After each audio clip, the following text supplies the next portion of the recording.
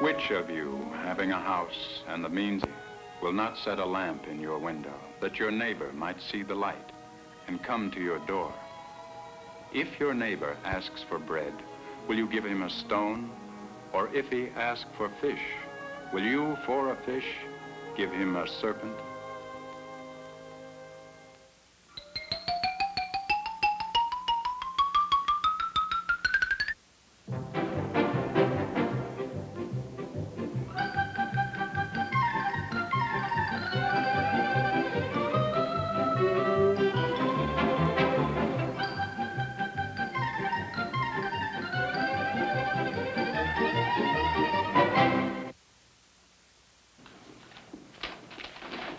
Mr. Whipple, your files. Now let's examine the record for your last month's service. Look, I'm not going to pay for something I didn't use. I notified you people to discontinue my service 1 month while I was away. Now, why didn't you do it? Well, let's try to find out why. Can you recall when you notified us? I don't remember exactly. It must have been sometime during the last week of July, just before I went away on vacation. Well, I'm sorry, Mr. Whipple. I can find no record of your notification. Well, that's not my fault. Look, just because you didn't make a record, don't penalize me. That's your headache, not mine. Can you remember whom you saw when you came in here? I didn't come in. I did it over the phone. Well, I don't find any record of it. Are you sure you called us? Yes, I'm sure I called. Now, look, you people goofed. You failed to make a record of it, and now you're trying to weasel out of it. Well, I'm not going to let you get away with it. Why do I get all the characters? Boy, I'd like to tell this one off. But remember, the customer's always right. Mr. Whipple, may I point out to you how our service department operates? A customer calls up to discuss his service. He's connected to a service representative. Now, the service representative makes a notation of the customer's call on this pad in quadruplicate. One copy goes into a master file. The second goes to the department concerned, in your case, the field service. A third goes into the customer's file, and a fourth copy remains in the service representative's file. I've checked through all of those files and find absolutely no record of your order having been received. The order might have been misplaced in one file, but it couldn't have been lost from all four. Now, do you see the logic, sir, for assuming that somehow you forgot to call us about disconnecting your service? I don't see the logic in anything. All I see is that here is a big organization trying to push a little person around. Now, listen, I don't have time to stand here and argue with you. I've got to get going. I'm in a hurry. I have to be going. I have to be going. I'm in a hurry. I've got to get going. I've got to get going. I'm in a hurry. I've got to get going. Miss, I'm in a hurry. I've got to get going. Yes. I promised to get a book for my wife, but I'm not sure where it's located. It's very simple. Go to the card catalogs and look up the book under author or title. Then fill out the request slip and take it to the main counter. I'll be glad to help you if you have any trouble. Well, that's the trouble. I don't know the author or the title. Well, if you don't know what you're looking for, there's very little we can do for you. Do you know the subject matter of the book? It's about a new method of killing weeds. My wife thinks the government put it out, but she's not sure. Could you call your wife and get exact information? She's not home now, and I haven't time to make a trip. I'm late for work already. Look, isn't it your job to try to help people to figure these things out? Yes, if you would only be precise. After all, we are librarians, not mind readers. It's a new book. I don't see any reason. The research librarian will be back in 15 minutes. If you care to wait, perhaps she can give you the intensive assistance you require.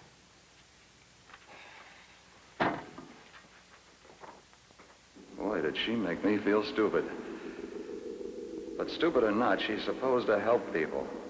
All she's interested in is those books. I'm sorry, Mr. Shepherd, but we simply can't approve your loan application.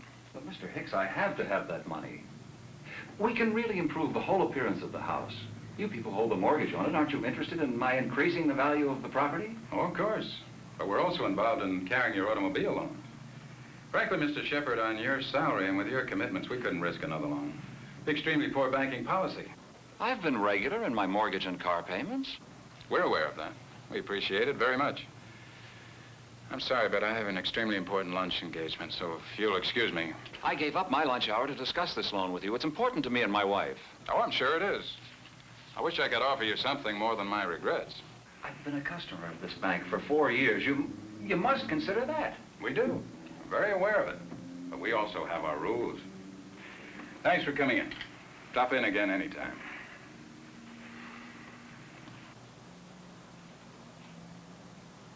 Rules. Sure, you've got rules. Everybody has. But why hit a guy over the head with them? Can't you try to help? I feel like pulling my account out and going to the bank across the street. Mr. Beuller? Shepard?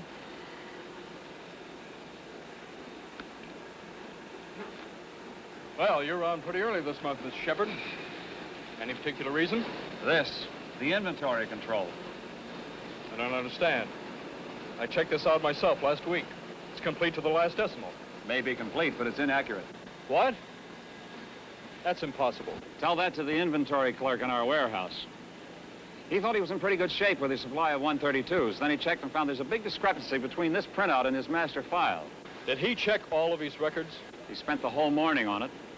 Then he hit the ceiling and spent another half hour beefing about it. Well, I'm sorry it happened. But you see, we've got a new man on the machine, and he just isn't... These will have to be rechecked also. I can't risk any of your errors on the accounts receivable printouts either. When do you need them? Tomorrow noon. It can't be done. Why not? We're swamped. Schedule's solid on the machines for the next 2 days. We won't be able to get back to your work until day after tomorrow. We can't wait. We have to start work on our billings tomorrow afternoon. You'll hold us up and really run up our overtime. I'm sorry, Mr. Shepard. I just work here. I don't make company policy.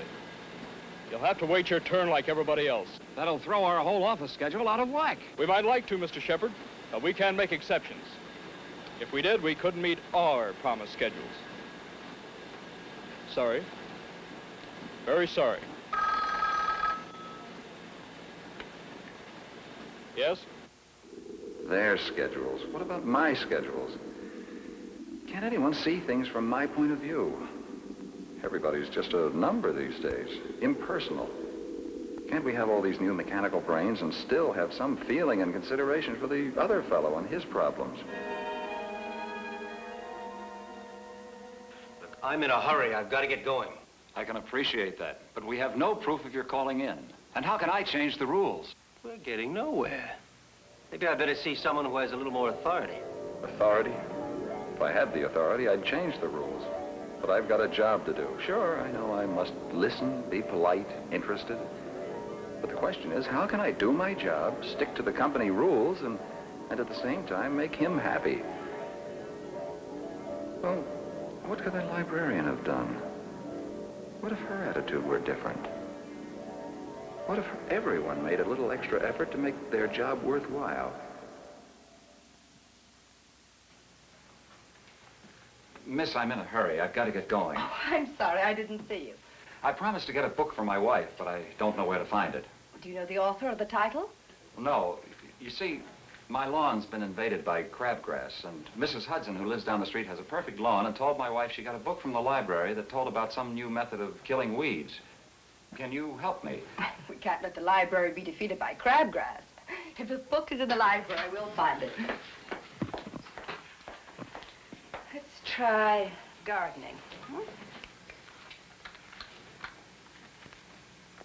No, there's nothing there. How about horticulture? How about just plain old-fashioned weeds? Oh, it's possible. Never let it be said we left any card unturned. Now, it might well be a pamphlet rather than a book. Let's try government. U.S. Department of Agriculture. Better lawns. Good. U.S. Department of Agriculture, catalog number AL77514.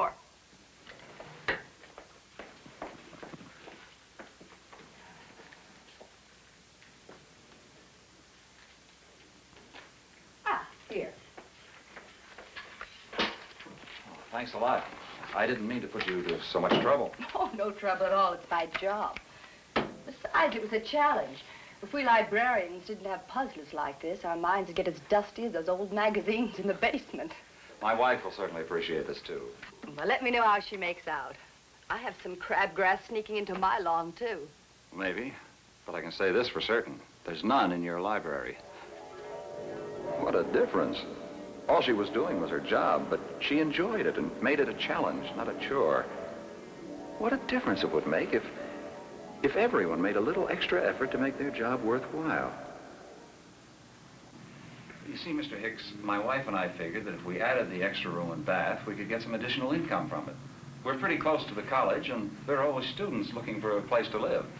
It's a good idea, but I'm afraid we'll have to refuse your request. Hello? Oh, yeah, Larry. No, I'm tied up. Hey, why don't you go ahead to the restaurant with the others and I'll catch up to you there. I'm sorry if I'm holding up your lunch. Forget it, lunch can wait. Right now, let's discuss why, under sound banking policy, I have to refuse your application. We're carrying the mortgage on your house and the loan on your car, right? Well, I don't have any extra collateral to put up, but I do have a good job. You've got an excellent reputation, and we've had good relations with you here at the bank. You're a good and appreciated customer. We want to keep you happy. But if you don't give me this loan... By the nature of its business, banks demand regular repayment of loans. And with your commitments to us on the house and on your car, you might run into difficulties. But according to your financial statement, you've paid in quite an amount on your life insurance policy. I feel sure that the life insurance people will grant you a long-term loan on your policy. But how much? Up to 95% of its cash value. That much? Will there be a lot of red tape? I doubt it. I know Mr. Streeter over there. Why don't I call him and ask him? Oh, sure, Mr. Hicks. That would be great. Coming from my banker, it would mean a lot. I'll call him after lunch and then I'll phone you. You think he'll approve? I can almost say you can bank on it. Well, I'd really appreciate that. After you get the car paid off, I'd suggest you work out a repayment schedule on the insurance policy. I'll help you work one out if you like. You've got a customer there. All right. And thanks a lot.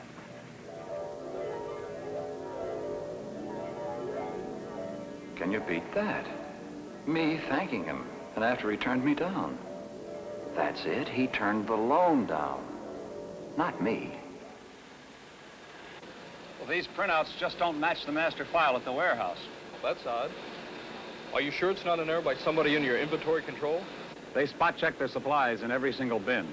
It matches their files, but not these printouts. We're busy reordering like mad. You'll just have to run the tapes through the machine again. And do the same thing with the accounts receivable figure in case they have mistakes. All right. We'll get to work with them just as soon as we can. When'll that be? End of the week.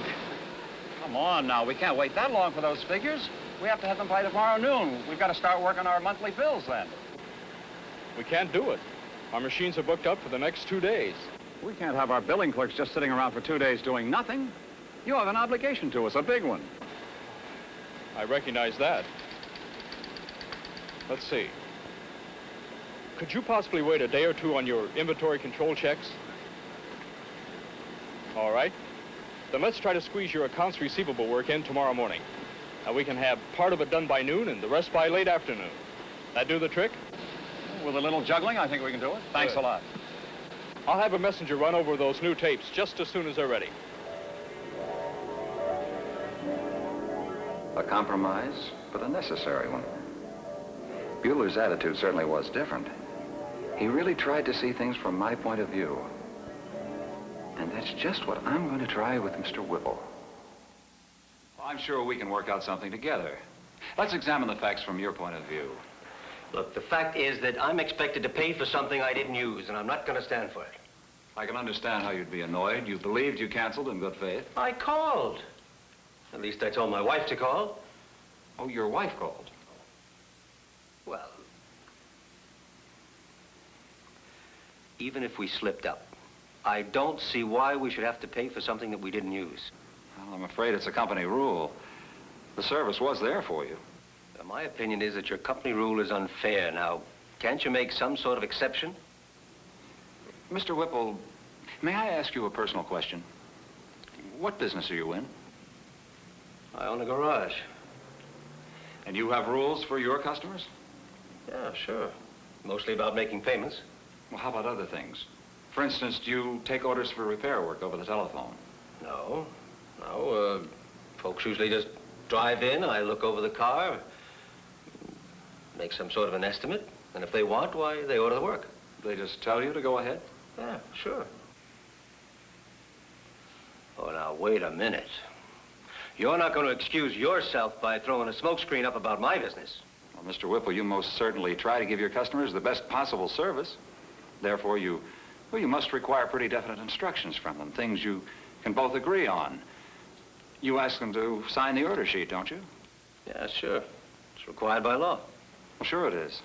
But as a rule, don't you find it has a lot of practical advantages for you? Yeah, I guess so. Sure saves a lot of misunderstanding later on. Such as the misunderstanding facing us now?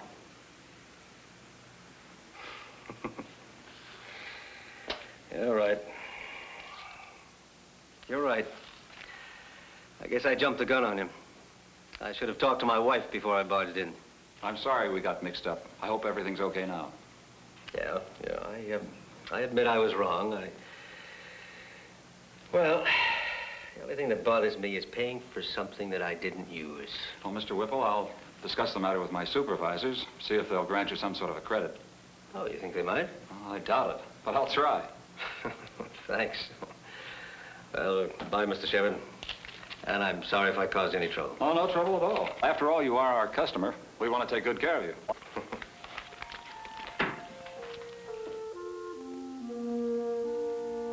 Maybe there's a lot more to dealing with people than presenting the logic of your own viewpoint. You've got to win people over by understanding how they feel. Maybe the secret of meeting the public is to put yourself in their shoes, on their side. Do I just work here? Hello. May I help you?